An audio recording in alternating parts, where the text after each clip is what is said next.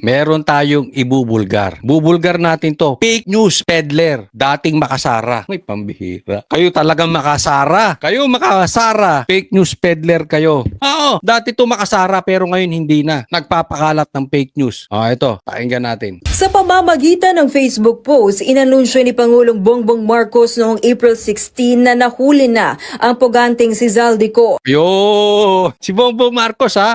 Dating makasara yan. Sabi nga niya, BFF niya pa yan eh. Anong sabi niya? Self-proclaimed BBF ako ni BP Sara. Anong sabi ni Bongbong Marcos? Nahuli na si Zaldico. Patay. He is now detained. Yan ang mga ginagamit na word ha. Nahuli, detained in Prague after crossing into the Czech Republic without proper documentation and is currently in the custody of Czech authorities. Nahuli, detained at nasa kustodiya ng Czech authorities. Nahuli, galing kay Bongbong Marcos. Yung presidente nyo, fake news. Bakit? Hindi naman daw nahuli si Zaldico.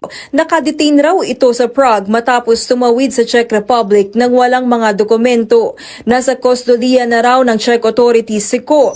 Naglabas din ng news article ang Presidential Communications Office kung saan ginamit ang salitang arrested. Yun. Galing po ito sa PCO mismo, sa opisina nila. Anong sabi? Arrested. Sa Tagalog, nahuli. Hindi raw arrested. Hindi raw nahuli. Nako, patay. Sira ang script ng mga animal. Kung ako si Zaldico, sa totoo lang, kung ako sa'yo Zaldico, magwawala ako. Sabihin ko tarantado kay kaliwat kanan. Pinaglololoko nyo tatay ko. Ikaw naman kasi Bongbong Marcos, magtrabaho ka. Mag-research ka rin. Alam mo, normal yan sa leader. Eto sabihin ko sa inyo. Kahit saan leadership, may bumubulong-bulong. Bakit? Ano yung mga bumubulong-bulong? Yan yung mga epal. Pag ikaw, hindi ka marunong mag-distinguish nung epal, yung meron lang personal agenda, patay ka dyan. Di ba nabulungan na to si Bongbong Marcos ng demonyo?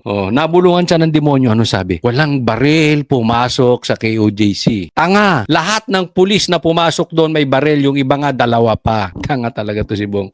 Sinong bumulong sa'yo? Demonyo yun. Eto, nabulungan ka na naman. Binulangan. Kidnapin mo si PRRD, dali mo sa ICC. Yari ka sa susunod. Pangatlo, kinuntsaba mo yung pinsan mo. Magkaroon kayo ng mga unprogrammed funds. Tapos, yung ghost projects. Kita nyo, lahat ngayon nagkakaproblema. Eto huli, nahuli na daw si Zaldico. Kaya nga, ikaw, Charis, wala ka ring silbi. Pagalitan mo yung bumubulong sa tatay mo na magkaroon ka ng silbi. Palpak. Palpak po yung bumubulong sa tatay mo. Sa nangyari kay Ko. Pero paglilinaw ngayon ng Department of Justice, hindi akmang sabihin na arestado si Ko. Nahuli si Ko dahil sa immigration violations. Pero hindi ito pag-aresto dahil walang warrant of arrest ang Czech authorities laban sa dating kongresista. Di patay.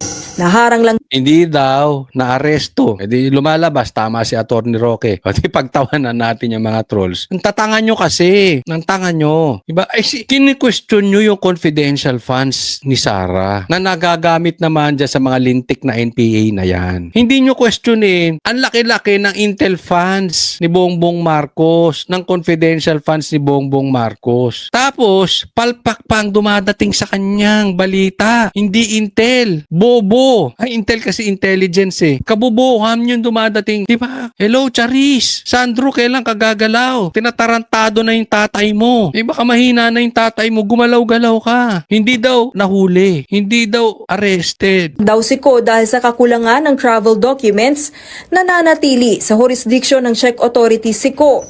Sa madaling sabi, ang nangyari raw kay Ko ay katulad ng sitwasyon sa airport na hindi pinayagang bumiyahe ng immigration. Ayon kay Martinez, makikipag-ugnayan sila sa Czech authorities para malaman ang magiging legal na hakbang kay Ko na wanted dito sa ating bansa dahil sa flood control scandal.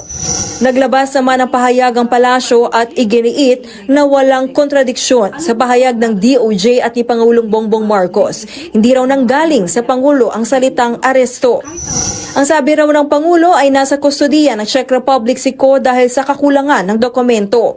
Nahuli si Ko dahil sa issue sa immigration. Sa ngayon, nasa Prague na si DOJ Secretary Frederick Vida at Chief State Counsel Dennis Chan. Pagungunahan ni Diba kung hindi kayo nuknukan kayo ng ang sinungaling. Hindi daw sinabi ni Bongbong Marcos na naaresto. Yung opisina ng PCO yun, di ba? Yung opisina ng PCO naglabas na sinabing naaresto. Hindi daw naaresto, nasa kustodiya. They are playing with words. Hindi raw nahuli, hindi raw naaresto, nakadetain. Parang ganun, di ba? Pag tiningnan mo yung konteksto, yun na yun. Ba't mo i-announce na si Saldico ay nahuli at ibabalik dito sa ating bansa kung naharang lang at na-detain dahil sa immigration lang at walang kaukulang papeles? Ang balita nga natin, pwede ka mag-ikot-ikot dyan nang hindi na kinukuha yung papeles. Basta may visa ka, nakapasok ka dyan, okay na. Niloloko nyo yung taong bayan eh. Parang ganito lang ang sinasabi. Fake news si PRRD dahil si Bongbong Marcos ay hindi bangag. Diba? Tapos, gagawin nila dyan, obligado si Bongbong Marcos magpa-hair follicle test. Pag nag-positive, sasabihin nila, hindi bangag si Bongbong Marcos. Hindi siya bumagsak sa hair follicle test. Hindi lang nga siya pumasa. At hindi siya bangag. Lulong lang. Di ba kagaguhan? Pinaglalaruan yung Pilipino. Ang sabihin nyo, fake news peddler ka Bongbong Marcos. Yun ang totoo. Di ba? Kaya hindi ako magugulat kaya sasabi ko sa inyo eh. Baka sasabihin nila dyan hindi addict si Bongbong Marcos. Gumagamit lang. Alam naman natin yung konteksto. So wag nyo nang paikot-ikutin kung ano pang tawag nyo ron. In-announce ni Bongbong Marcos yan dahil siguro nabulungan siya at para ma-divert yung issue, gumawa silang balita. Or hindi natin alam, baka itong mama na ito, itong DOJ secretary na ito, baka gusto lang pumunta at magbakasyon sa ibang bansa. Kasi ba't kailangan mo pang pumunta ron? Diba? Diretsuin kita. Ba't kailangan mong pumunta ron? Wala bang embassy dito sa Pilipinas kung saan nahuli si Saldico? At yung detalye nun, pwede mong kunin yun. Kaya parang katatanga naman na itong mga to. Pupuntahan nyo pa ron? Baka nagbakasyon lang. Baka naman nag-KTV lang kayo, mga animal kayo. Di ba? Pinagmamalaki kasi nila nung una, fake news daw si Roque. Sa katunayan, pupunta pa nga ako doon. O di pagpunta nila doon, hindi pala nahuli, di para kayong tanga. Hindi rin natin alam, baka sinadya nga, gusto lang magbakasyon. Pero kung hindi nila sinadya, di para kayong tanga. Mukha kayong tanga sa buong Pilipinas ngayon. In-announce ng presidente, hindi nila ang high-level coordinating team na makikipagpulong sa mga otoridad doon. Aalamin din nila ang proseso para mapabalik sa Pilipinas si Ko. Dala ng DOJ ang mga dokumento gaya ng warrant of arrest na inilabas ng Sandigan Bayan laban kay Ko sa kasong graft at malversation kaugnay ng flood control scandal. kita nyo, dala nila yung warrant of arrest doon. Di para silang nagtanga. Hindi naman nila na-arresto.